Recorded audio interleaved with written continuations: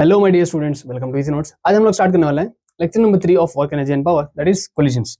बहुत ही छोटा टॉपिक है जिसके लिए हम लोग इजीली पढ़ लेते हैं। चलो, बहुत छोटा टॉपिक है जिसका मैंने सेकंड लेक्चर में भी जिक्र किया था, राइट। तो सबसे पहले देखते हैं elastic collision. What is elastic collision? Elastic collision क्या है? In elastic collision both momentum as well as kinetic energy will be conserved. मतलब अगर कोई बॉडी इलास्टिकली कोलाइड कर रही है, दो बॉडीज कोलाइड कर रहे हैं इलास्टिकली, तो उसकी काइनेटिक एनर्जी और मोमेंटम दोनों जो है कंजर्व होगा। मतलब इनिशियली जो काइनेटिक एनर्जी होगी और फाइनली जो काइनेटिक एनर्जी सेम होगी। Initial momentum and final momentum क्या होगा? सेम होगा। कब? जब बॉडी इलास्टिकली कोलाइड करेंगे तब। अब इन इलास्टिक कोलिजन की अगर बात करें, in this type of collision only momentum will be conserved. सिर्फ मोमेंटम कंजर्व होगा but not the kinetic energy, क्योंकि मैंने आप लोगों को सेकेंड लेक्चर में कह रखा था कि काइनेटिक एनर्जी जो है कम हो जाएगी इन इलास्टिक कोलिजन। इलास्टिक कोलिजन में सेम होगी, इन इलास्टिक में कम हो जाएगी, लॉस होगा काइनेटिक एनर्जी का। ठीक है, चलो आगे देखते हैं। अब बात करना है हमें velocities of the bodies after elastic collision. Elastic collision होने के बाद बॉडीज की वेलोसिटी क्या हो जाएगी देखते हैं। चलो, हमारे पास मान लो इनिशियली दो बॉडीज थे, ये है m1 जिसकी इनिशियल वेलोसिटी थी u1 और ये वाला है m2 जिसकी इनिशियल वेलोसिटी थी u2। ये बात है हमारी बिफोर कोलिजन। अब दोनों कोलाइड हुए, राइट, दोनों क्या हुआ? कोलाइड हुए ऐसे। तो ये इसके ऊपर फोर्स लगाया, ये इसके ऊपर फोर्स लगाया, तो कुछ ना कुछ वेलोसिटी में चेंज आएगा। चेंज आने के बाद क्या हुआ? m1 की वेलोसिटी हो गई v1 और m2 की वेलोसिटी हो गई हमारी v2। ठीक है, तो इलास्टिक कोलिजन होने की वजह से हमारे पास दो चीजें कंजर्व है। क्या क्या? या आफ्टर कोलिजन की बात करें, दो चीजें कंजर्व है। फ्रॉम कंजर्वेशन ऑफ मोमेंटम, सबसे पहले कंजर्वेशन ऑफ मोमेंटम कर लेते हैं। क्या है momentum conservation? Initial momentum is equal to final momentum. ठीक है, तो इनिशियल मोमेंटम क्या है? m1 u1 plus m2 u2 is equal to m1 v1 plus m2 v2, right. Initial momentum is equal to final momentum. Okay, चलो अब from conservation of kinetic energy, ठीक है, kinetic energy का क्या होगा? Half m1 u1 square plus half m2 v2 u2 square will be equal to half m1 v1 square plus half m2 v2 square. तो half half half half सब जगह से cancel हो जाएगा। अच्छा, तो यूजुअली हम लोग करते हैं कि एक बॉडी को रेस्ट में मान लेते हैं। तो इफ मान रहा हूं मैं, if m2 is at rest, मतलब u2 will be 0। तो ये जो इक्वेशंस आए थे हमें मोमेंटम के, ये चेंज हो जाएंगे। u2 की वैल्यू 0, u2 की वैल्यू 0, तो ये जो आएंगे क्या आएंगे? m1 u1 will be equal to m1 v1 plus m2 v2। ये हो गया इक्वेशन 1। ठीक है, ओके।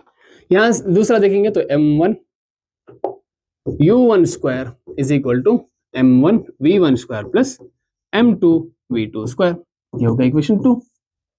अच्छा, अब अगर इक्वेशन 1 में से देखूं तो यहां से फ्रॉम इक्वेशन 1 अगर मैं बात करूं, m2 v2 क्या हो जाएगा? m2 v2 will be equal to m1 u1 minus m1 v1। इसको हम लोग इसमें सब्स्टिट्यूट कर लेते हैं इक्वेशन 2 में। देखते हैं इक्वेशन 2 क्या? फ्रॉम इक्वेशन 2, तो क्या है equation 2? m1 u1 square is equal to m1 v1, right, m1 v1 square plus m2 v2 square को m2 v2 इंटू v2 लिख सकता हूं मैं, राइट, क्योंकि m2 v2 स्क्वायर। ओके, चलो, तो यहां से m1 u1 square is equal to m1 v1 square plus m2 v2 को क्या लिख सकता हूं मैं? ये वाला टर्म, क्योंकि मुझे m कैंसिल करना है, किसी एक की वेलोसिटी निकालने के लिए कुछ तो रिप्लेस करना होगा, राइट। तो इसको लिख सकता हूं मैं m1 u1 minus m1 v1 into v2। ठीक, चलो आगे बढ़ते हैं। बचा क्या है हमारे पास? इधर बचा है m1 u1 square is equal to m1 v1 square plus, अब इन दोनों में m1 कॉमन है, बाहर ले लेता हूं मैं, m1 कॉमन, अंदर क्या आएगा? अंदर आएगा u1 into v2 minus v1 into v2, u1 v2 minus v1 v2।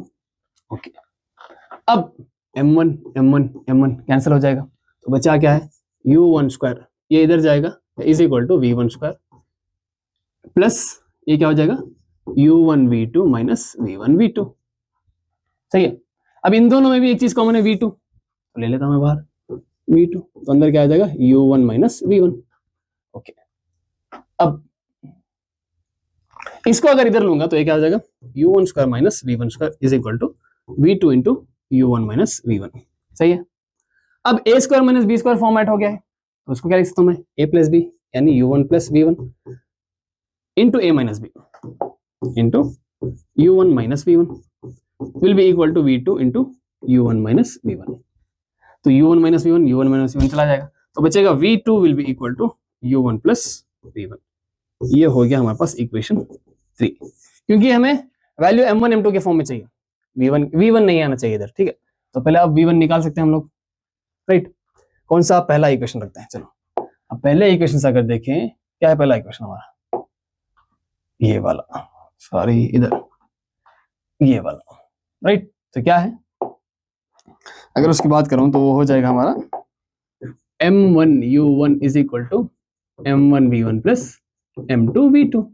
तो v2 की जगह ये सब्स्टिट्यूट कर लेंगे, तो ये हो जाएगा m1 u1 plus sorry is equal to m1 v1 plus m2 की जगह sorry m2 as it is रखेंगे इंटू v2 की जगह u1 plus v1, u1 plus v1। सही है।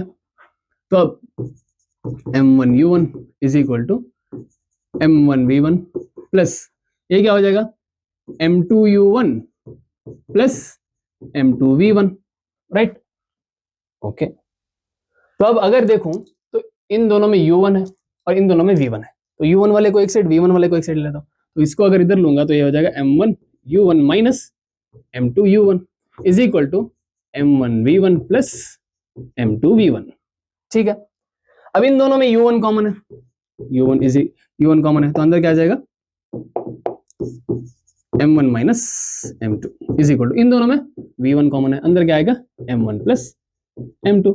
सो therefore what will be v1 here, v1 will be m1 minus m2 into u1 divide by m1 plus m2।